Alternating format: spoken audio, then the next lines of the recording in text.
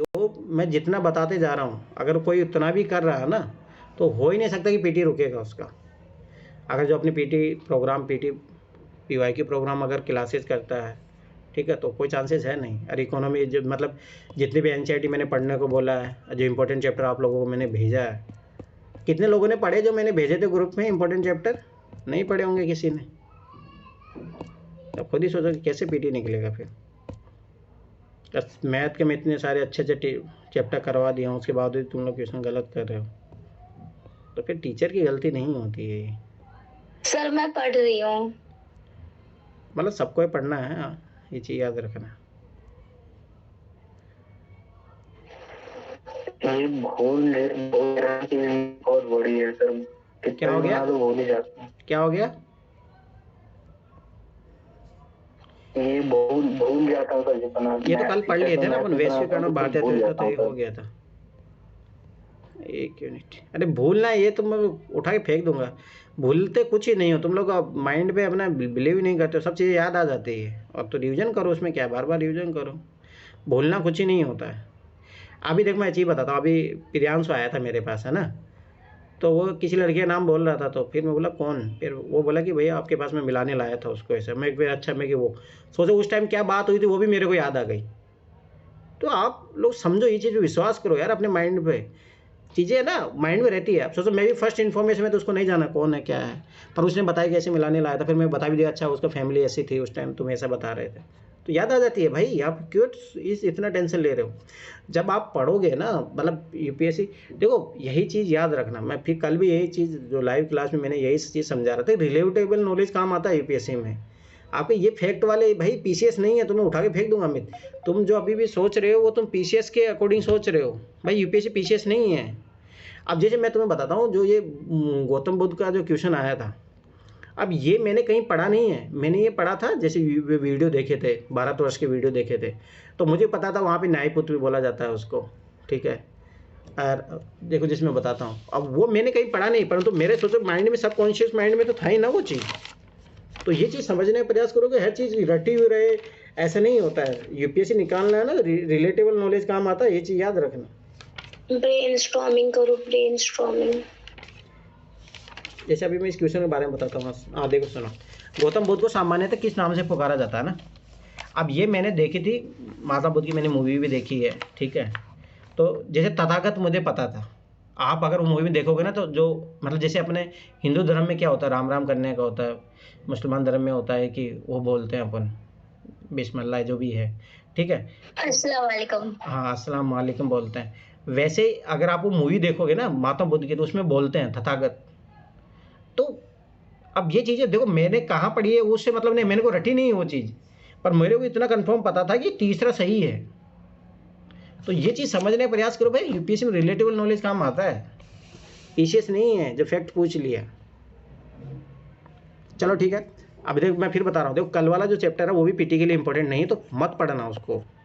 ये भी पीटी के लिए इंपॉर्टेंट नहीं है, थोड़ा बहुत ये जनरल अवेयरनेस का है ये, ठीक है। तो ये चीज़ याद रखना। अब देखो, तो अब यही है कि तुम लोग फिर से इनको चैप्टर पढ़ रहे हो, तो मतलब पीटी के लिए आपको, जैसे मैं थर्ड चैप्टर बोला था मुद्रा बैंकिंग वाला, वो इंपॉर्टेंट है, वो पीटी के लिए इंपॉर्टेंट है, वो जरूर पढ़ना चाहिए आपको। तो ऐसे मैं जो बताते जा रहा हूँ वो चीज़ समझो, उसके साथ में बस फिर फिक्स हो जाएंगे। मेरा मानना है जैसे इकोनॉमी के 9th से 12th लेके आपके 10 से 15 चैप्टर रहेंगे जिनको बार बार रिवाइज करना है, खत्म। तो ऐसे सॉर्ट करो ना चीज़ें, फिर मैं क्या हेल्प कर रहा हूँ, फिर मैं क्यों पढ़ा रहा हूँ ये चीज़ें। मैं बता रहा हूँ भाई ये पीटी का है, ये मेंस का है, तो उस तरीके से फ़ायदा उठाओ ना उस चीज़ का। चलो ठीक है, करते हैं शुरू। आज ही कंप्लीट हो जाएगी, कल से 11th क्लास पढ़ेंगे। 11th क्लास के देखो मैं पहले बता रहा हूँ, देखो 9 10 से लगभग 1-2 क्वेश्चन जरूर मिलेंगे आपको पीटी 2025 में, अभी मैं बता रहा हूँ, ठीक है। 11th क्लास से भी 1-2 क्वेश्चन जरूर आएंगे, 12 से भी 1-2, मतलब इकोनॉमी के अगर मान लो कि 18-20 क्वेश्चन आते हैं ना, तो लगभग आधे क्वेश्चन जो है बेसिक कॉन्सेप्ट पे होते हैं। तो ये बेसिक कॉन्सेप्ट आपको एनसीईआरटी मिल जाएंगे, तो यहीं से क्वेश्चन पूछता हूँ। और फिर कुछ करंट अफेयर, इकोनॉमी, सर्वे, इनसे रहते हैं, ठीक है। तो ये मोस्टली जो है ये जनरल अवेयरनेस का चैप्टर है। आता यूपीएससी ने ऐसा कभी कंज्यूमर राइट से कभी क्वेश्चन पूछा भी नहीं, ना मेंस में पूछा ना पीटी में, फिर भी थोड़ा आइडिया होना चाहिए।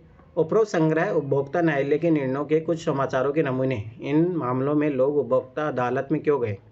ये निर्णय इसलिए दिए गए कि क्योंकि कुछ लोग न्याय पाने के लिए दृढ़ व संघर्षरत रहे। किस तरह वे न्याय को पाने के लिए तरसते रहे। इससे भी अधिक महत्वपूर्ण यह है कि जब उन्हें लगा कि उनके साथ गलत हुआ, तो विक्रेताओं से यथोचित व्यवहार प्राप्त करने के लिए अपने उपभोक्ता अधिकार का प्रयोग कैसे कर सकते हैं। इस चैप्टर में मैं वही बता रहा हूँ, जनरल अवेयरनेस वाला चैप्टर है ये,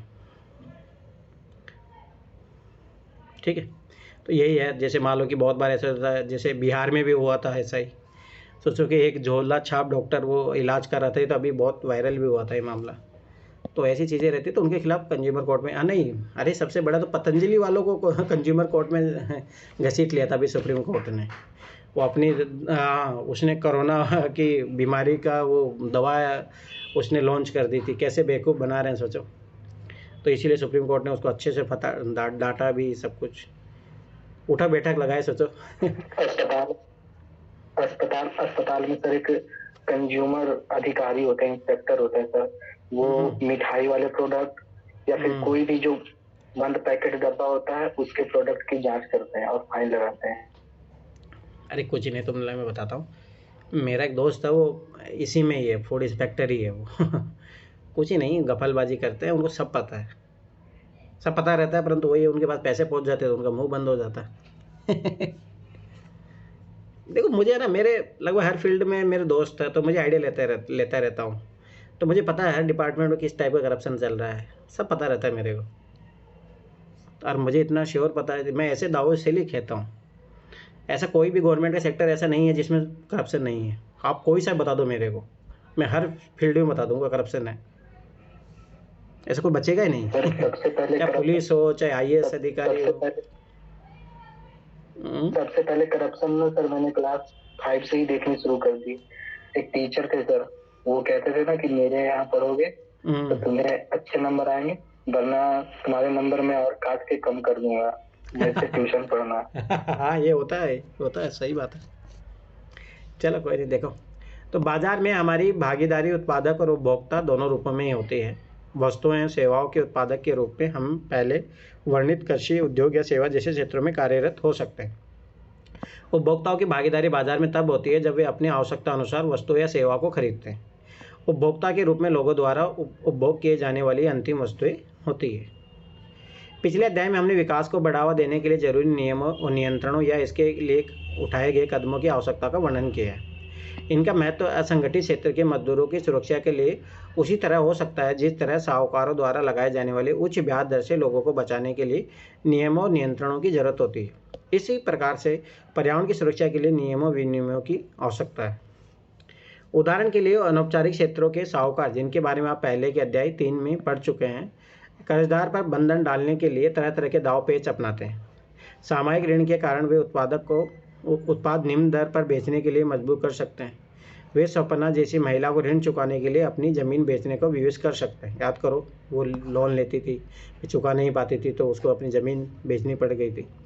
इसी प्रकार असंगठित क्षेत्र में काम करने वाले बहुत से लोगों को निम्न वेतन पर कार्य करना पड़ता है और उन परिस्थितियों को झेलना पड़ता है जो न्यायोचित नहीं होती है और प्रायः उनके स्वास्थ्य के लिए हानिकारक भी होती है। ऐसे शोषण को रोकने के लिए और उनके सुरक्षा हेतु हमने नियमों और विनियमों की बात की है। ऐसी कई संस्थाएं हैं जिन्होंने सुनिश्चित करने के लिए लंबा संघर्ष किया है कि नियमों का अनुपालन हो। बाजार में भी उपभोक्ताओं की सुरक्षा के लिए नियमों एवं विनियमों की आवश्यकता होती है, क्योंकि अकेला उपभोक्ता प्राय समय को कमजोर स्थिति में पाता है। ठीक है, खरीदी गई वस्तु या सेवा के बारे में जब भी कोई शिकायत होती है तो विक्रेता सारा उत्तरदायित्व क्रेता पर डालने का प्रयास करता है। सामान्यतः उनकी प्रतिक्रिया होती है, आपने जो खरीदा है अगर वो पसंद नहीं है तो कहीं और जाइए। यही होता है जब दुकान पे जाओगे तो तुम। मानो बिक्री हो जाने के बाद की विक्रेता की कोई जिम्मेदारी नहीं रह जाती। उपभोक्ता आंदोलन, जिसके बारे में हम बात करेंगे, इस स्थिति को बदलने का एक प्रयास है। मुझे याद है, मैं बचपन में जब ये मैं 6ठी-7वीं क्लास में चैप्टर था जब मैं पढ़ता था उस टाइम, तो है ना, उसमें ऐसा होता था कि आप 50,000 तक यहाँ पे कर सकते हो, फिर उससे ऊपर जाना होता था थोड़ा राज्य पे, फिर केंद्र पे से जाना था। तो मैं सोचता था गाँव की दुकान में यार वो मिलावट कर रहा है, मैं उस पर कंप्लेन कर देता हूँ, मेरे को 50,000 मिल जाएगा। तो ये भी रहता है, अब उसमें इनाम भी होती है अगर कोई मिलावट कर रहा है तो उसके बारे में बताओगे तो आप। अरे गाँव में तुम्हें पता है लोग करते ही हैं। बाजार में शोषण कई रूपों में होता है। उदाहरणतः कभी कभी व्यापारी अनुचित व्यापार करने लग जाते हैं। जैसे दुकानदार उचित वजन से कम वजन तोलते हैं, या व्यापारी उन शुल्कों को जोड़ देते हैं जिनका वर्णन पहले नहीं किया गया हो, या मिलावटी दोषपूर्ण वस्तुएं बेची जाती है। जो मैं बोल रहा था ना, वही बात आ गई। जब उत्पादक थोड़े और शक्तिशाली होते हैं और उपभोक्ता कम मात्रा में खरीदारी करते हैं और बिखरे हुए होते हैं, तो बाजार उचित तरीके से कार्य नहीं करता है। विशेष रूप से ये स्थिति तब होती है जब इन वस्तुओं का उत्पादन बड़ी कंपनियां कर रही हो। अधिक पूंजी वाली शक्तिशाली और समृद्ध कंपनियां विभिन्न प्रकार से चालाकी पूर्वक बाजार को प्रभावित कर सकती है। उपभोक्ताओं को आकर्षित करने के लिए वे समय समय पर मीडिया और अन्य स्रोतों से गलत सूचनाएं देते हैं। उदाहरण के लिए कंपनी ने यह दावा करते हुए कि माता के दूध से, अब सोचो ये कितना बड़ा वो बेवकूफ़ बनाया उन्होंने। अब देखो ये चीज़ समझो, यहाँ पे उन्होंने जानबूझकर ऐसा बनाया है कि वो कुछ महीने में बेकार हो जाए ताकि मुझे नया खरीदना पड़े। चाइनीज देखोगे ना आप, सामान उनका ऐसा ही रहता है, इसलिए वो सस्ते भी होते हैं। सस्ते होते तो भाई समझ बात है, रिप्लेसमेंट दर उनकी बहुत ज़्यादा है, इससे वो प्रॉफिट कमाते हैं। ये चीज़ याद रखना, ठीक है। तो वही उत्पादक बेहतर है। सर्वाधिक वैज्ञानिक उत्पाद के रूप में शिशुओं के लिए दूध का पाउडर पूरे विश्व में कई वर्षों तक बेचा गया। अभी तो सर ड्यूरेबिलिटी कितनी कम होती जा रही है सामानों की। हाँ तो वो होगी ना, स्वाभाविक सी बात है, क्वालिटी नहीं। तुम्हें पता ही नहीं, बिजनेस आइडिया है। आप एक चीज़ सोचो, ध्यान से समझना। जैसे मान लो कि मैंने एक ऐसा LCD बना दिया, टीवी बना दिया मान लो, जो बहुत लॉन्ग ड्यूरेशन में है, तो कंपनी को वन टाइम प्रॉफिट होगा, तो फिर कंपनी सस्टेन कैसे करेगी? आप खुद ही सोचो ना ये चीज़। तो स्वाभाविक सी बात है कि अब क्या होगा, तो वो एक टाइम पीरियड रहता है, ध्यान से समझना। जैसे एक कंपनी को एक पूरी मार्केट में पहुंचने के लिए मान लो कि 5 साल लगता है, 5 साल को अपना आइटम को बेचने में। तो वो ये करते हैं कि जो पहला मेरा जो आइटम बेचा गया है वो 5 साल तक ही चलना चाहिए, उसके बाद में 5 साल बाद में ख़राब हो जाना चाहिए। ये होता है, आप कभी चीज़ों को ऑब्जर्व करना। आजकल जैसे मोबाइल को देख लो, मोबाइल की एक लिमिट क्या होती है, जैसे डिपेंड करता है। देखो बात ये है कि पैसे वाले तो ऐसे भी चेंज कर लेते हैं, पर ऐसा नहीं है। लोग अगर अच्छा यूज़ करना भी चाह रहे हैं ना, मैक्सिमम 2 या 3 साल से ज़्यादा यूज़ नहीं कर पाओगे। आजकल के जो मोबाइल है वो ऑटोमेटिक है, इसलिए तो रिप्लेसमेंट दर बोला जाता है। ये बिजनेस है भाई।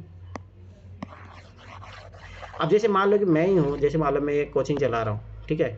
अब ये चीज़ है, जैसे मैं तो सबको एक बार फीस लिया हूँ, तो मेरा माना जब तक पढ़ सकते हो पढ़ो, ठीक है।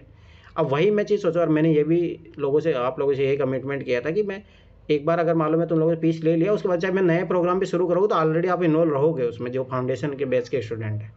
आप सोचो तो कोचिंग वाले तुम्हें पता क्या करते हैं, जैसे मान लो कि बच्चों को फाउंडेशन बैच के स्टूडेंट ले लिए, तो टेस्ट सीरीज अलग से चला देंगे, अलग पैसा हो गया, ठीक है।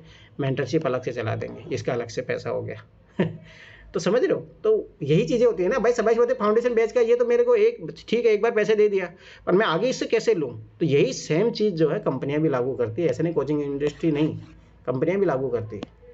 फिर मेंस मेंटरशिप, प्रीलिम्स मेंटरशिप चलती है, फिर इंटरव्यू का चलेगा, ठीक है। फिर अगर उसमें नहीं चलेगा तो फिर और छोटा मोटे प्रोग्राम आंसर राइटिंग चला देंगे। ओजांग जैसे लोग तो क्या ही मैं बोलूँ, मतलब मेरा कहना मतलब है कि ये चीज़ें रहती है। तो ये मार्केटिंग है, ये इसको बोला जाता है मार्केटिंग स्टाइल, कि आप अपने आपके पास अगर पुरानी आपके पास पुरानी LG की टीवी होगी ना सर, तो देखा होगा बहुत दिन चलती है वो। अरे मेरे घर में है अभी भी, 2003 में लाए थे युवराज के जन्म पे, और आज भी है वो टीवी, कुछ भी खराब नहीं हुआ। और अब खरीदो टीवी कोई नहीं, तो आपको 2-3 साल में आपको उसको रिप्लेस करना होगा। वो तो वही तो मैं बोला, ये बिजनेस आइडियाज होते हैं। कई वर्षों के लगातार संघर्ष के बाद कंपनी को यह स्वीकार करना पड़ा कि वह झूठे दावे करती आ रही थी। इसी तरह सिगरेट उत्पादक कंपनियों से बात मनवाने के लिए कि उनका उत्पाद कैंसर का कारण हो सकता है, न्यायालय में लंबी लड़ाई लड़नी पड़ी। इसी कारण याद रखना कि 85% उस पर वो रहता है, जो गले में कैंसर हो जाता है, वो सारी चीज़। अतः उपभोक्ताओं की सुरक्षा सुनिश्चित करने के लिए नियम और विनियमों की आवश्यकता होती है। देखो सबसे बड़ी विडंबना है, सब जानते हैं कि तंबाकू से सोचो कि कैंसर होता है, फिर भी लोग पीते हैं। फिर बोलते हैं कि मनुष्य विवेकशील होता है। कैसे बोल सकते विवेकशील? अगर विवेकशील होता तो वो ये चीज़ करता ही क्यों? शराब पे भी लिखा रहता है कि शराब पियोगे तो आपकी जान को खतरा। पता है कि मेरी नानी तंबाकू खाती थी, तो मैं बोलती थी नानी आप क्यों खाते हो? देख मेरे दांत मजबूत हो गए इसे। तो वही बात है, सभी मैंने बोला यार ये चीज़ें भी होती है। सभी जानते हैं कि तंबाकू लोगों को जान लेता है, पर कौन कहे कि तंबाकू कंपनियों को तंबाकू बेचने की छूट नहीं देनी चाहिए? यही पूंजीवाद है। बहुत अच्छा एग्जाम्पल है। सबसे बड़ी बात तो ये विडंबना, मैं एक चीज़ बताता हूँ ध्यान से। हर कोई चाहता है कि भाई ये चीज़ मत करो तुम लोग, फिर भी लोग वही क्यों करते हैं? इसका अंदर है कि इंसान की इंटेंसिटी ऐसी होती है।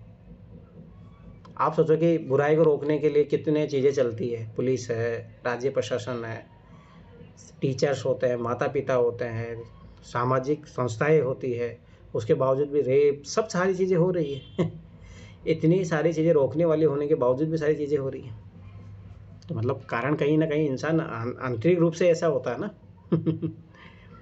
उपभोक्ता आंदोलन का प्रारंभ उपभोक्ताओं के असंतोष के कारण हुआ है, क्योंकि विक्रेता कई अनुचित व्यावसायिक व्यवहारों में शामिल होते थे। बाजार में उपभोक्ता को शोषण से बचाने के लिए कोई कानूनी व्यवस्था उपलब्ध नहीं थी। लंबे समय तक जब एक उपभोक्ता एक विशेष ब्रांड या उत्पाद या दुकान से संतुष्ट नहीं होता था, तो सामान्यतः उस ब्रांड उत्पाद को खरीदना बंद कर देता था या उस दुकान से खरीदारी करना बंद कर देता था। यह मान लिया जाता था कि यह उपभोक्ता की जिम्मेदारी है कि एक वस्तु या सेवा को खरीदते वक्त वह सावधानी से बरते। संस्थाओं को लोगों में जागरूकता लाने में भारत और पूरे विश्व में कई वर्ष लग गए। इसने वस्तुओं सेवाओं की गुणवत्ता सुनिश्चित करने की जिम्मेदारी विक्रेताओं पर भी डाल दिया। भारत में सामाजिक बल के रूप में उपभोक्ता आंदोलन का जन्म अनैतिक और अनुचित व्यवसायिक कार्य से उपभोक्ताओं के हितों की रक्षा करने और प्रोत्साहित करने की आवश्यकता के साथ हुआ। एक चीज़ मैं और बताता हूँ, ये चीज़ ध्यान समझना। यहाँ पे चलो ठीक है, अपने कंज्यूमर राइट की बात करें। कंज्यूमर राइट का मतलब क्या हुआ, जैसे ध्यान समझना कि आपको प्रोडक्ट खरीदने गए और आपको डिफ़ॉल्ट मिला, ठीक है, डिफ़ॉल्ट मिला तो आप जाके उनको बोलोगे, ठीक है, नहीं मानोगे तो सबाइज बात कंज्यूमर कोर्ट में जाओगे, आपकी सुनवाई होगी। बस तुम्हें पता ही चीज़ें अप्लाई क्यों नहीं होती है। एक कारण क्या है, इंडिया में ना जो सिस्टम है, पॉलिटिकल सिस्टम है, जैसे अभी सोचो ना, जैसे नेता लोग हैं, अभी अरविंद केजरीवाल ही था, दिल्ली का सीएम था, तो मतलब अभी लोगों का माइंडसेट क्या है कि पहले साल काम कर लो, आखिरी के 5वें साल काम कर लो, 3 साल काम करो मत, लूटो जनता को।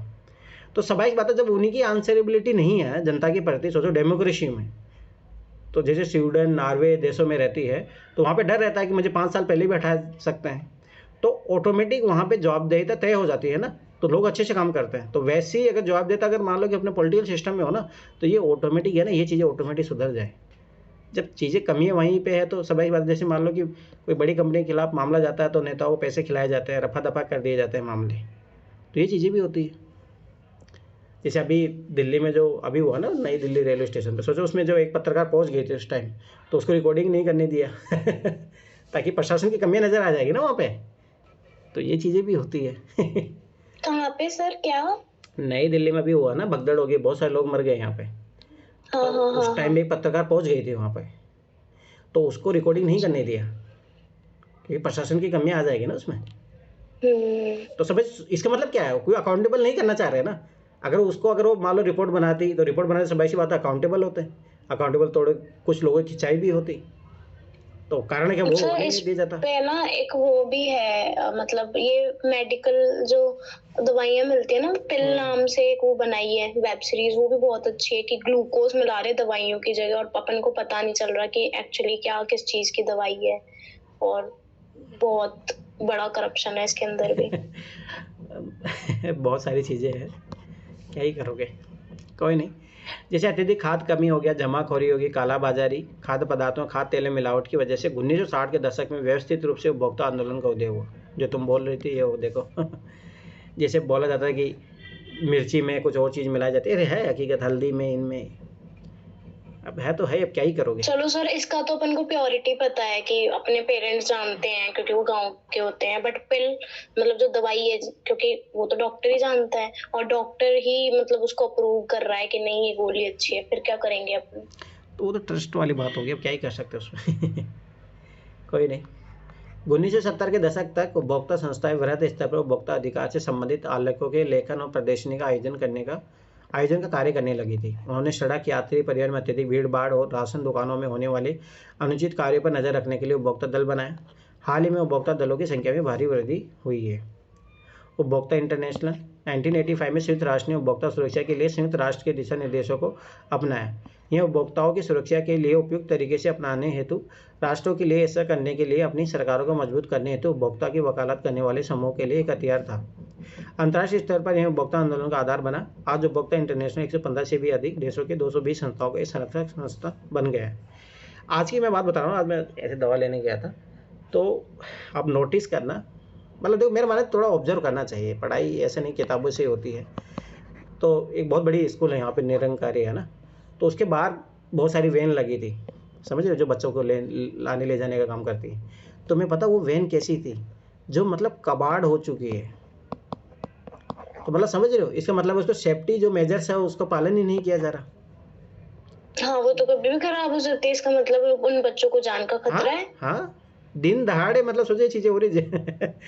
तो मतलब अरे ये ऐसा नहीं है, मुझे याद सर है सिस्टम कितना खराब है और मतलब इसको कहाँ से सही करेंगे। मतलब मैं तो कभी कभी जैसे वेब सीरीज अगर ऐसी कुछ देखती हूँ ना, मेरा दिमाग हिल जाता है और फिर मैं 10 घंटे तक तो उस बारे में सोचती रहती हूँ कि वो क्या वेब रहा सीरीज है। के बाहर की दुनिया में देखो ना। तो मैं सोचा कि मतलब बाहर तो चलो निकलते नहीं है सेफ्टी ज्यादा, मेजर्स पर होते हैं, सोचो वो कौन पालन करा, कोई नहीं। आखिरी में जो कबाड़ हो जाती है ना, वो जो ये वैन होती है ना, वही बच्चों को लाने ले जाने में लगती है। ये कहीं पे भी जाके देख लेना ये चीज। ऐसे क्या करोगे। पर ऐसा नहीं है, तुम्हें पता है रूल्स बना है, विदाउट प्रॉपर मेजरमेंट होता है, टायर्स कितने पुराने हैं, परंतु ये कौन करता है, सब पैसे पहुँचते हैं इन सब चीज़ों के लिए, कौन क्या कर रहा है। इसलिए तो मेरा मानना, देखो बनना तो अच्छा ऑफिसर बनो, नहीं तो दुनिया तो चल ही रही है। सर चलो अच्छे ऑफिसर बन भी जाएंगे, चलो ठीक है, बट अपन हर चीज भी नहीं सही कर पाएंगे ना। अपन जिस डिपार्टमेंट में होंगे अपन वही सही कर पाएंगे।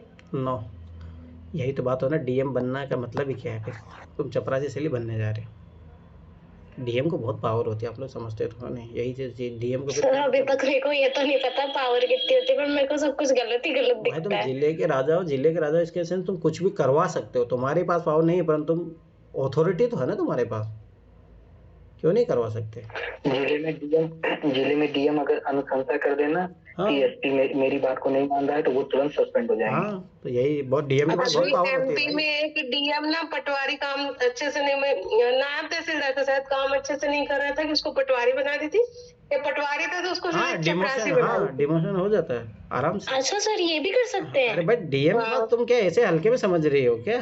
सर मैंने कभी पावर्स देखो पढ़ी नहीं, मुझे नहीं पता डीएम के क्या पावर्स होते हैं, मैंने कभी पढ़ी नहीं, मुझे बस पॉलिटिकल इंटरेस्ट है। इन्वॉल्वमेंट ना हो, काम बहुत अच्छे से किया जा सकता है। हाँ, अगर आराम से। पॉलिटिकल आप इन्वॉल्वमेंट देखो, हुई अगर एक तो राजनीतिक वहाँ सत्ता की का तरफ झुक बनेगा। गए ना, तब फिर आपको लगाम लग गई। पर अगर आप स्वतंत्र हो तो आप अच्छे से काम करो, कोई नहीं रोकने वाला। तो सर अगर मतलब मेरे को पॉलिटिकल इन्फ्लुएंस में नहीं आना, तो मुझे ऐसा क्या करना चाहिए कि मैं पॉलिटिकल इन्फ्लुएंस में कभी नहीं आऊं और मैं न्यूट्रल मेरा रहो, काम अच्छे से कर सकूं। न्यूट्रल रहो ना। कभी भी काम करना हो तो यूट्यूब पे वीडियो बना के मत डालना। क्या क्या यूट्यूब पे अपने काम के वीडियो बना के मत डालना। अच्छा। चलो कोई नहीं। देखो ना, मैं इतना तो मैं गारंटी है मेरी है ना कि 100 आईएएस बनते हैं ना, तो 90 लोग तो हो सकता है कि खराब ही हो, पर मुझे पता है कि 10 लोग बहुत अच्छे हैं जो इनकी सबकी कमियां दूर कर। अरे देश इसीलिए चल रहा है, तो इंस्पायर होना तो इन 10 लोगों से हो, ना कि इन 90 लोगों से। देश हकीकत में बता रहा हूँ 10 लोगों से चल रहा है। जैसा ये तुम कहीं पे देख लो, राजनेताओं में देख लो ना। अब जैसे मेरा है मानना कि जो मैंने आज तक जो जितना अनुभव किया है, जैसे नितिन गडकरी है मेरा आइडियल है, मैं तो मानता हूँ भाई अगर बनना तो पॉलिटिशियन ऐसा बनो भाई, वो देख लेना, वो कभी भी किसी मामले पे नो नेवर वो अपने काम से मतलब रखता। ऐसा नहीं, बहुत सारे पॉलिटिशियन, बहुत अच्छे पॉलिटिशियन भी है ना, हर कोई हिंदू धर्म या उस मुस्लिम धर्म की राजनीति नहीं करता है। कुछ है जो कुछ जो है असली मुद्दे उठा के भी जीते हैं। आप मणिपुर में जाओ, मणिक सरकार थे, सोचो उन्होंने 30 साल मुख्यमंत्री रहा, तो मैं पता आज भी वो साइकिल से जीवन जी रहा है, ऐसे भी मुख्यमंत्री है। सोचो ओडिशा 30 साल तक, सोचो 30 साल तक मुख्यमंत्री रहने के बाद में साइकिल से अपना, आज भी वो अपने घर पे कोई कुछ भी नहीं है, ऐसे भी लोग हैं ना। हाँ तो सर पता है नॉर्मल लाइफ ही जीनी चाहिए। पता है आपको जितना आप उसमें कूदोगे ना पैसे वाली लाइफ में, आपके उतने लफड़े खुलते जाएंगे और आप किस किस को समेटोगे। एक चलो कोई नहीं, देखो इधर तो इन्हें दिल्ली में एक घटना हुई जिसमें कि एक अधिकारी ने घूस ली थी और फिर उनकी बेटी की मंगनी टूट गई थी, तो फिर बेटी ने सुसाइड किया, फिर उनकी पत्नी ने, फिर उनके बेटे ने, और जब वो लास्ट में जेल से छूट कर आए तो फिर उन्होंने भी सुसाइड किया था। ये दिल्ली की घटना है। अरे बहुत केस होते हैं उसमें, क्या है, ऐसे बहुत केस है, परंतु लोग सीखते नहीं है ना इन चीज़ों से। चलो कोई नहीं, इन सभी प्रयासों के परिणाम स्वरूप यह आंदोलन वृहत स्तर पर उपभोक्ताओं के हितों के खिलाफ और अनुचित व्यवसाय शैली को सुधारने के लिए व्यावसायिक कंपनियों, सरकार दोनों पर दबाव डालने में सफल हुआ। 1986 में भारत सरकार द्वारा एक बड़ा कदम उठाया गया। यह उपभोक्ता सुरक्षा अधिनियम 1986 को कानून बनना था, जो कोपरा के नियम नाम से प्रसिद्ध हुआ। आप कोपरा के बारे में आगे पढ़ेंगे। क्योंकि ऐसा होता कंज्यूमर कोर्ट। सही बता रहा हूँ, इतने खस्ते हालात होते हैं तुम जा भी नहीं पाओगे,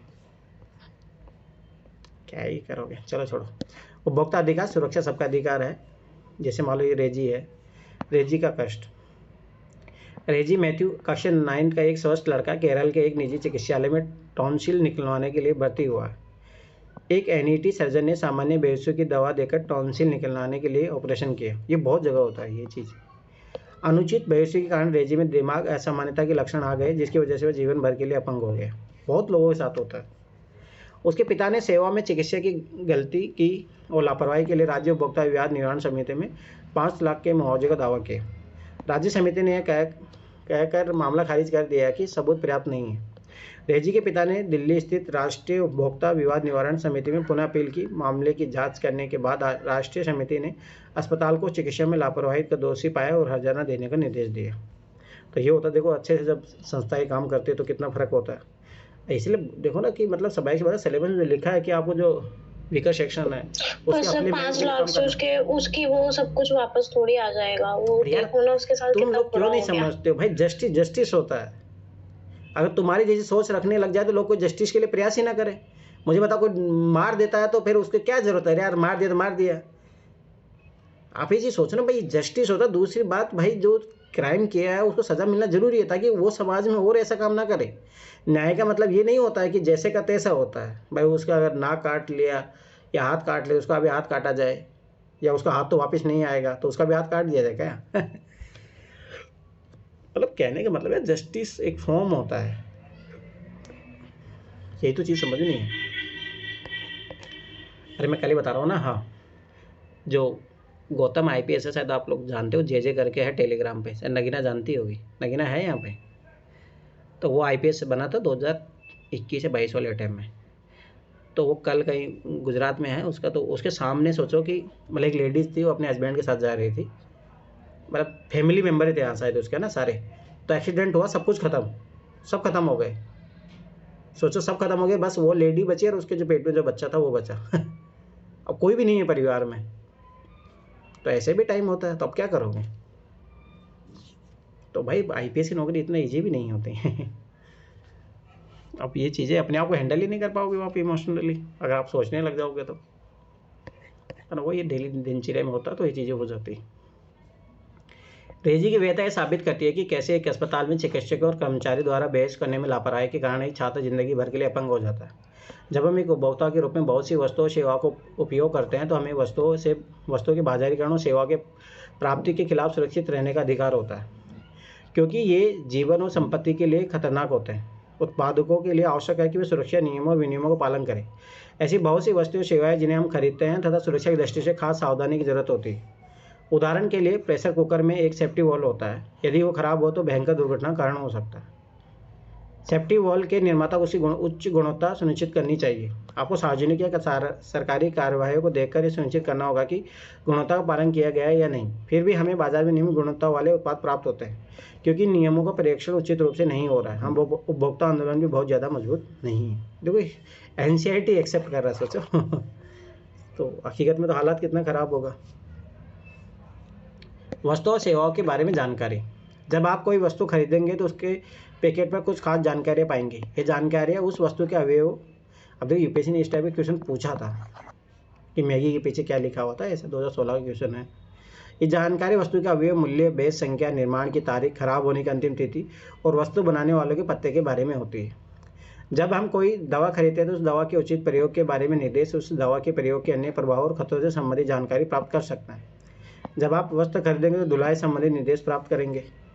आखिर ऐसे नियम क्यों बनाए गए कि वस्तु बनाने वालों को ये जानकारी देनी पड़ती है? यह इसलिए कि उपभोक्ता जिन वस्तुओं और सेवाओं को खरीदता है उसके बारे में सूचना पाने का अधिकार है। तब उपभोक्ता वस्तु की किसी भी प्रकार की खराबी होने पर शिकायत कर सकता है, मुआवजा पाने या वस्तु बदलने की मांग कर सकता है। तो ये चीज़ भी याद रखना कि वो डिमांड रख सकता है। निखिल कहाँ गायब हो गए थे आज? अरे सर 3-4 दिन से लाइट ही नहीं आ रहा था, मुझे पता ही नहीं था। अच्छा, तभी को पापा आए तो वही। कोई नहीं, ध्यान दो। चलो ठीक है। उदाहरण के लिए यदि हम एक उत्पाद खरीदते हैं और उसके खराब होने की अंतिम तिथि पहले ही खराब हो जाता है तो हम उसे बदलने के बारे में कह सकते हैं। यदि वस्तु खराब होने की अंतिम समय सीमा पर उस पर नहीं छिपी है तब विनिर्माता दुकानदार पर आरोप लगा देगा और अपनी जिम्मेदारी नहीं मानेगा।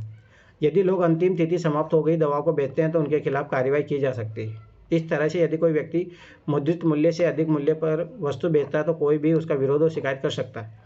पर याद रखना कि कुछ ही नहीं कर पाते लोग। आराम से देखना, पेप्सी जब बोतल खरीदने जाओगे आप तो बोलता, जैसे मान लो इसमें MRP लिखा 90 है तो बोलेगा 100 रुपये की है, क्यों कि 10 रुपये इसको ठंडा करने में लगा है। ऐसे भी होता है। यह अधिकतम खुदरा मूल्य के द्वारा इंगित किया हुआ होता है। वस्तुतः उपभोक्ता विक्रेता से अधिकतम खुदरा मूल्य से कम दाम पर वस्तु देने के लिए मोल भाव कर सकते हैं। आज सरकार पद्धति विविध सेवाओं के उपयोगी बनाने के लिए सूचना पाने के अधिकार को बढ़ा दिया गया है।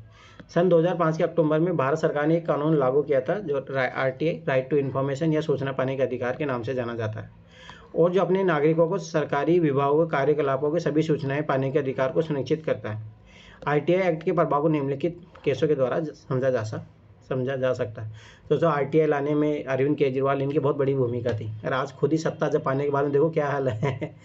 तो भाई असली आदमी को तो तब पता लगता है ना। इसीलिए आपकी बार ऐसे में भी देखो बहुत स्टेटमेंट आया था कि भाई किसी व्यक्ति का कैरेक्टर जानना हो ना तो उसको पावर दे कर देख दो, पता लग जाएगा वो कैसा इंसान है। तो यही बात होती है। अमृता नाम के एक इंजीनियर स्नातक ने नौकरी पाने के लिए अपने सभी प्रमाण पत्रों को जमा करने तथा इंटरव्यू देने के बाद भी सरकारी विभाग में कोई रिजल्ट नहीं प्राप्त किया। कर्मचारियों ने भी उसके प्रश्नों को उत्तर देने से इनकार कर दिया। तब उसने एक्ट का प्रयोग करते हुए प्रार्थना पत्र दिया और यह कहा कि एक उचित समय तक परिणाम की जानकारी पाना उसका अधिकार था, जिससे कि वह अपने भविष्य की योजना बना सके। उसको न केवल रिजल्ट की घोषणा में देरी के कारणों के बारे में सूचित किया गया, बल्कि उसको नियुक्ति के लिए बुलावे का पत्र मिल गया क्योंकि उसने इंटरव्यू अच्छा दिया था। सोचो, ये भी पावर होती है। परंतु मेरा मानना क्या है ना, देखो दो चीज़ें, अगर आप न्याय पाना चाहते हो तो आपको फिर संघर्ष करना पड़ेगा। इंडिया में इतना ईजी नहीं मिलता। कोई भी चीज़ इतनी इजीली नहीं मिलती है। चयन का अधिकार का उल्लंघन। मैंने सर एक पुलिस अधिकारी से मैंने बात की सर कि इतना घूस क्यों, पुलिस विभाग में इतना घूस क्यों चलता है, इतना करप्शन क्यों है। तो वो कहते हैं ना कि नहीं, करप्शन पूरे हर लेवल पे करप्शन है। इसलिए पुलिस क्या करती है ना, मान के चलो कि ये आप कोई अधिकारी हो और मैं समझ गया कि आपने जरूर घूस लिया होगा और आपके पास कोई प्रॉब्लम आ गई, पुलिस से काम पड़ गई, तो अब मैं समझ जाता हूँ कि इसने तो सही ढंग से पैसा कमाया नहीं है, तो इनसे लूटने में क्या दिक्कत है। तो उनसे घूस लेने में हम लोगों को मजा आता है, और बाकी जो गरीब लोग होते हैं उनसे हम लोग घूस नहीं देते हैं। तो ये भी पुलिस वाले सबसे पहले लेते हैं गरीब लोग को। क्या बात कर रहे हो तुम? अरे मैं बता रहा हूँ, सबसे पहले मरण होता है गरीब का। मैं तुम्हें एक चीज़ बताता हूँ दाना, देखो एक बोला जाता है कि जंगल राज, ठीक है, ध्यान से समझना ये जंगल राज रियलिटी में है क्या। जंगल राज में ऐसा होता है, देखो ध्यान से समझना, एक जानवर दूसरे जानवर को मार के खा जाता, कोई फर्क नहीं पड़ता। बोला जाता है कि नेचुरल लो।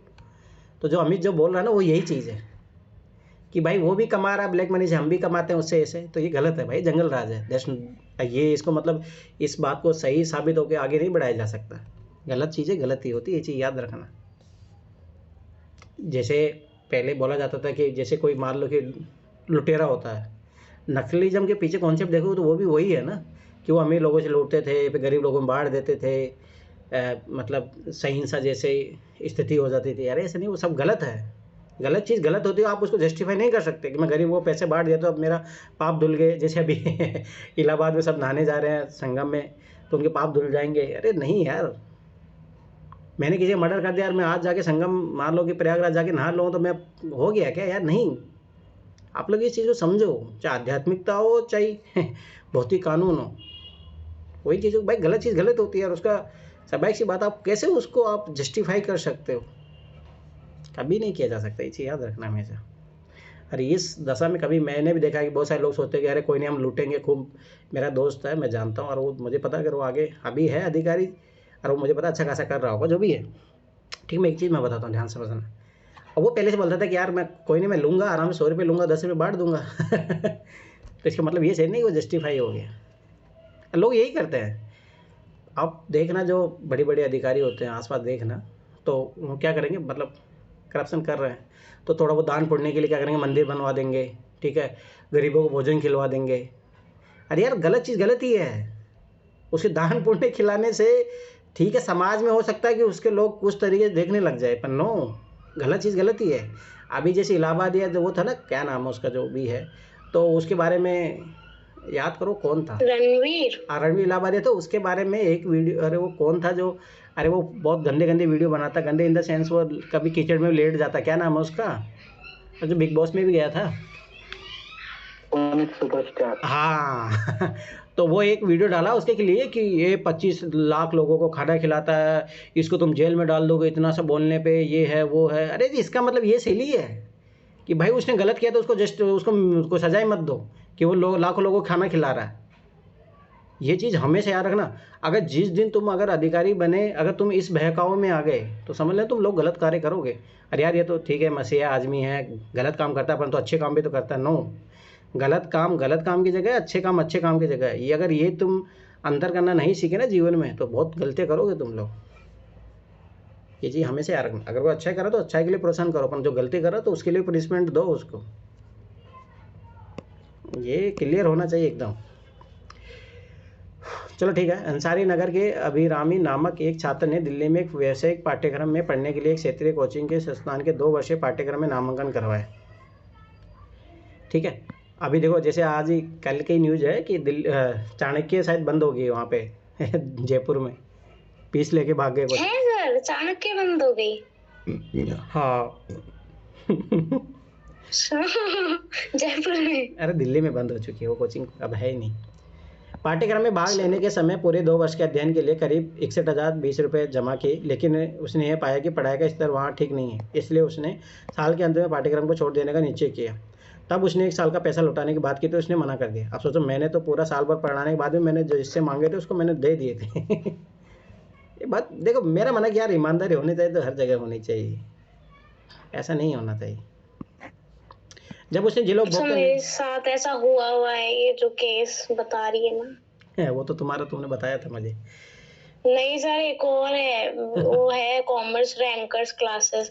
तो मैंने ना मेरी बहन से उधार लिए थे कि मैं तेरे को चुका दूंगी पैसे तो है ना, उन्होंने पैसे भी ले लिए और कोचिंग भी मेरे को फिर है ना 1 महीने एक्सेस दिया, फिर मैंने उनके और फीस नहीं दी ना तो एक्सेस भी ले लिया, मेरे पैसे भी वापस नहीं कर रहे। कोर्ट केस कर दो जाके, ये काहे पढ़ रही है जब उसने जिला उपभोक्ता न्यायालय में मुकदमा दायर किया तो न्यायालय ने संस्था को यह कहते हुए 28,000 रुपये लौटाने का आदेश दिया कि छात्रों को चुनने का अधिकार है। संस्था ने पुनः राज्य उपभोक्ता आयोग में अपील की। राज्य उपभोक्ता आयोग इन जिला न्यायालय के निर्देश को सुरक्षित रखते हुए आगे संस्थान को बेकार की अपील करने के लिए 25,000 का दंड लगाया। उसने संस्थान को 7,000 रुपये मुआवजे और याचिका खर्च के रूप में छात्रा को देने के लिए कहा। राज्य आयोग ने सभी शिक्षण संस्थानों व्यावसायिक संस्थाओं को विद्यार्थियों से पूरे साल की फीस को एडवांस में देने से मना किया। आयोग के अनुसार इस आदेश का उल्लंघन करने पर दंड शुल्क भरना पड़ सकता है, सारी जेल भी हो सकती है, पर ऐसा कुछ भी नहीं होता। चाहे दृष्टि हो, चाहे बड़ी बड़ी संस्थान में हो जाना, वो पता क्या लिखा रहता है, नॉट रिफंडेबल हाँ सर, बिल्कुल ऐसा ही, मेरे पास अभी भी फॉर्म पड़ा है, वो ऐसे बोलते कि नॉट रिफंडेबल तो बस उन्होंने अपना काम कर दिया। अरे बहुत तरीके होते हैं, तुम लोग जानते नहीं। हम इस घटना से आप क्या समझते हैं? किसी भी उपभोक्ता को जो किसी सेवा का प्राप्त करता है, चाहे वह किसी भी आयु लिंग का हो और किसी भी तरह की सेवा प्राप्त करता हो, उसको सेवा प्राप्त करते हुए हमेशा चुनने का अधिकार होगा। मान लीजिए आप एक दंत मंजन खरीदना चाहते हैं और दुकानदार कहता है कि वहाँ केवल दंत मंजन तभी बेचेगा जब आप दंत मंजन के साथ एक ब्रश भी खरीदेंगे। अगर आप ब्रश खरीदने के इच्छुक नहीं हैं तब आपको चुनने का अधिकार का उल्लंघन होगा। ठीक इसी तरह कभी कभी जब आप नया गैस कनेक्शन लेते हैं तो गैस डीलर उसके साथ एक चूल्हा भी लेने के लिए दबाव डालता है। इस प्रकार कई बार हमें उन वस्तुओं को खरीदने के लिए भी दबाव डाला जाता है जिनको खरीदने की हमारी इच्छा बिल्कुल ही नहीं होती और तब आपको पास चुनाव के कोई विकल्प नहीं होता। इन उपभोक्ताओं को न्याय पाने के लिए कहाँ जाना चाहिए? रेजी मैथ्यू और अभिरामी के प्रकरणों को पुनः पढ़े जो पिछले अध्याय में दिया जा चुका है। ये कुछ उदाहरण जिनमें उपभोक्ताओं के अधिकारों की अवहेलना की गई है। ऐसी घटनाएं अक्सर हमारे देश में घटित होती रहती है। इस स्थिति में इन उपभोक्ताओं को न्याय पाने के लिए कहा जाना चाहिए। उपभोक्ताओं को अनुचित सौदेबाजी और शोषण के विरुद्ध क्षतिपूर्ति निवारण का अधिकार है। यदि उपभोक्ता को कोई क्षति पहुंचाई जाती है तो इसका क्षति की मात्रा के आधार पर उसे क्षतिपूर्ति पाने का अधिकार है। इस कार्य को पूरा करने के लिए एक आसान और प्रभावी जन प्रणाली बनाने की आवश्यकता है। उपभोक्ता उपयुक्त उपभोक्ता केंद्र के सम्मुख अपनी शिकायत दर्ज करा सकता है, स्वयं किसी वकील के साथ अथवा वकील की सेवा के बिना। आप ये जानने के लिए इच्छुक होंगे कि कैसे एक पीड़ित व्यक्ति अपनी क्षतिपूर्ति प्राप्त करता है। अब हम शिव प्रकाश के मामले को लेते हैं। इन्होंने अपनी बेटी की शादी के लिए अपने गांव एक मनी ऑर्डर भेजा।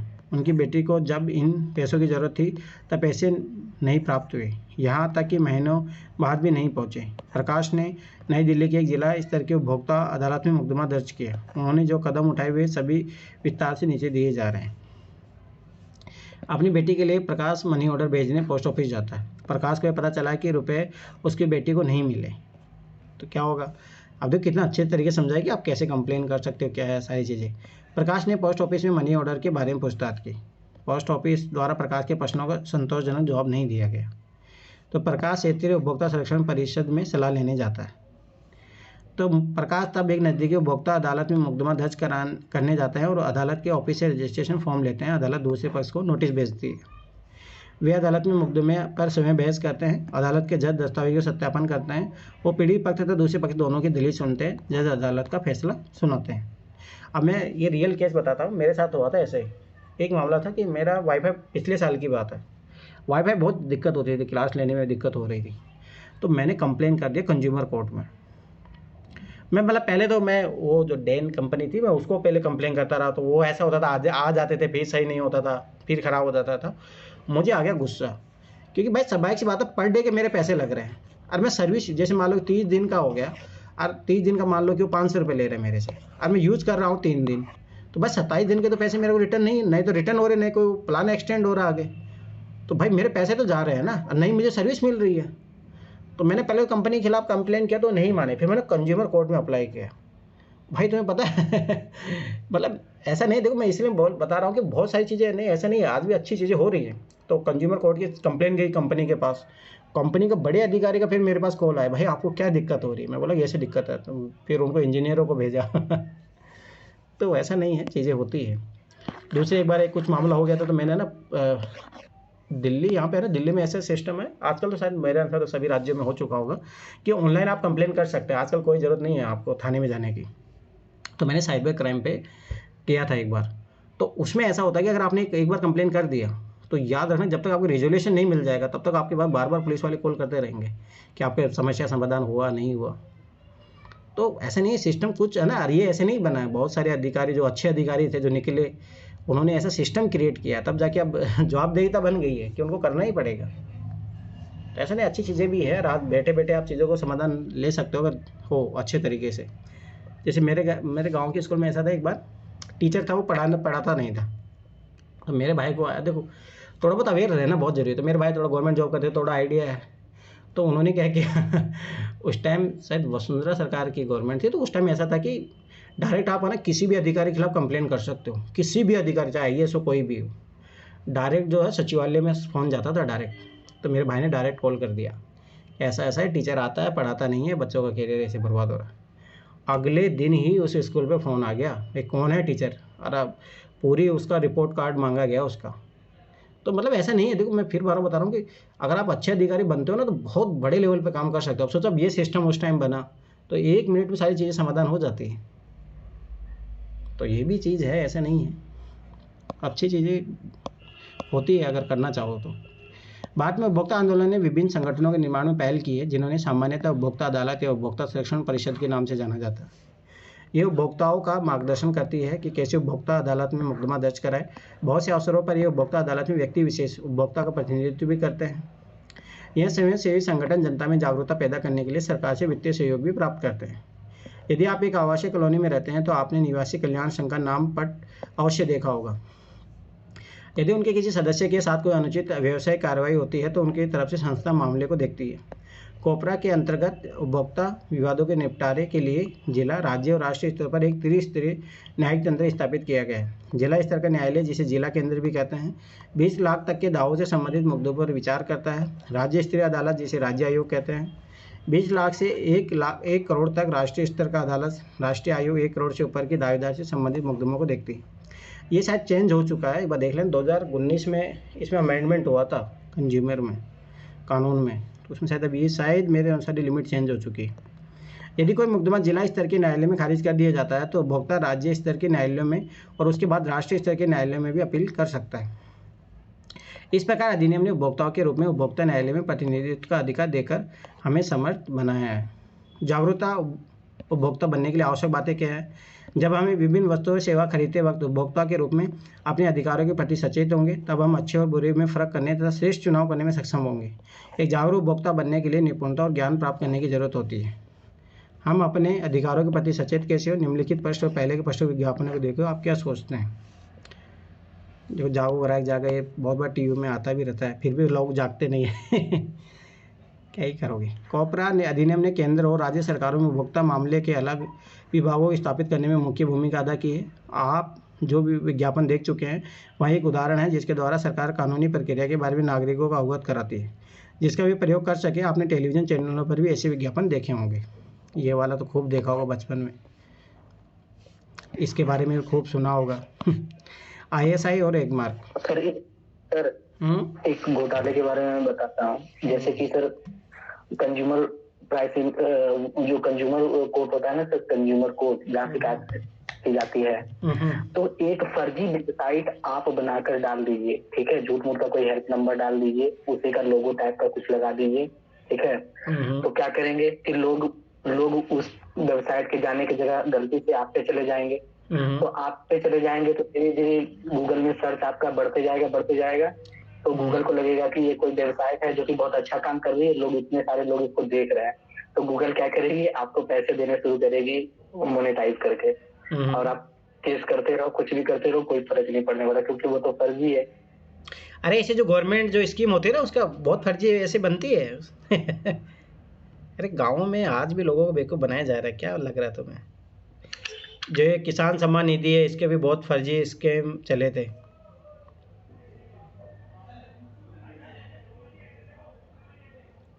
तो ये चीज़ याद रखना, बहुत सारे तरीके होते हैं, पर देखो मेरा मानना है कि अवेयर होना बहुत ज़रूरी है, ये चीज़ हमेशा याद रखना है।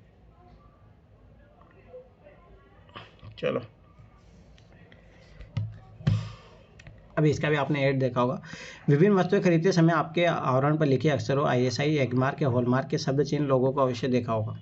जब उपभोक्ता कोई वस्तु या सेवाएं खरीदता तो ये शब्द चिन्ह लोगों और प्रमाणक चिन्ह उन्हें अच्छी गुणवत्ता सुनिश्चित करने में मदद करते हैं। ऐसे संगठन जो कि अनुवेक्षण तथा प्रमाण पत्रों को जारी करते हैं, उत्पादों को उनके द्वारा श्रेष्ठ गुणवत्ता पालन करने की स्थिति में शब्द चिन्ह लोगों को प्रयोग करने की अनुमति देते हैं।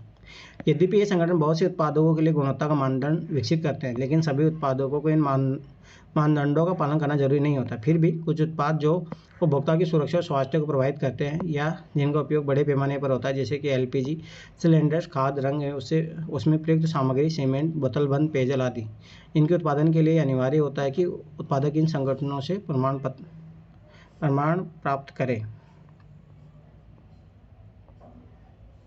उपभोक्ता आंदोलन को आगे बढ़ाने के संबंध में 24 दिसंबर को भारत में राष्ट्रीय उपभोक्ता दिवस के रूप में मनाया जाता रहा। 1986 में इसी दिन भारतीय संसद ने उपभोक्ता संरक्षण अधिनियम पारित किया था। ये अभी अमेंड हुआ 2019 में, देखना कुछ अमेंडमेंट हुए हैं उसमें। भारत उन देशों में से एक है जहां उपभोक्ता संबंधित समस्याओं के निवारण के लिए विशिष्ट न्यायालय है। भारत में उपभोक्ता आंदोलन ने संगठित समूहों की संख्या और उनके कार्य विधियों के मामले में कुछ तरक्की की है। आज देश में 700 से अधिक उपभोक्ता संगठन है, जिसमें से केवल 20 से 25 से अपने कार्यों के लिए पूर्ण संगठित और मान्यता प्राप्त है। फिर भी उपभोक्ता निवारण प्रक्रिया जटिल, खर्चीली और समय साध्य साबित हो रही है। कई बार उपभोक्ताओं को वकीलों को सहारा लेना पड़ता है। ये मुकदमे अदालती कार्रवाइयों में शामिल होने और आगे बढ़ने के आदि में काफ़ी समय लेते हैं।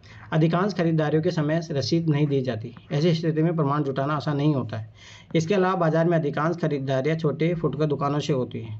दोषयुक्त उत्पादों से पीड़ित उपभोक्ताओं की क्षतिपूर्ति के मुद्दे पर मौजूदा कानून भी बहुत स्पष्ट नहीं है। कॉपरा के अधिनियम के 25 वर्ष बाद भी भारत में उपभोक्ता ज्ञान बहुत धीरे धीरे फैल रहा है। श्रमिकों के हितों की सुरक्षा के लिए कानूनों के लागू होने के बावजूद खासतौर से असंगठित क्षेत्र में ये कमजोर है। इस प्रकार बाजारों के कार्य करने के लिए नियमों और विनियमों का प्राय पालन नहीं होता है। फिर भी उपभोक्ताओं को अपनी भूमिका और अपना महत्व समझने की जरूरत है। यह अक्सर कहा जाता है कि उपभोक्ताओं की सक्रिय भागीदारी से ही उपभोक्ता आंदोलन प्रभावी हो सकता है। इसके लिए स्वैच्छिक प्रयास और सबकी साझेदारी से युक्त संघर्ष की जरूरत है। इसी के साथ आपकी ये 10th क्लास की NCERT कंप्लीट होती है। कल से अपन ये देखो, ये थोड़ा आइडिया होना चाहिए कौन कुपोषित है। ज़्यादा मोटापा भी कुपोषित होने के कारण होता है, ऐसा नहीं है कि पतले होते हैं वही होते हैं। चलो ठीक है, कंप्लीट हो गया। कल 11th क्लास की पढ़ेंगे। और हो सकता है कि मैं अब जब फ्री रहूँगा, फ्री इन द सेंस कि मैं भी पढ़ने बैठूँगा, तो एक साथ कभी रैंडमली उठा के NCERT कंप्लीट भी करा दी जाएगी और सब्जेक्टों की, क्योंकि मैं पढ़ाऊँगा तो जरूर, कि मुझे भी पढ़नी है। ठीक है।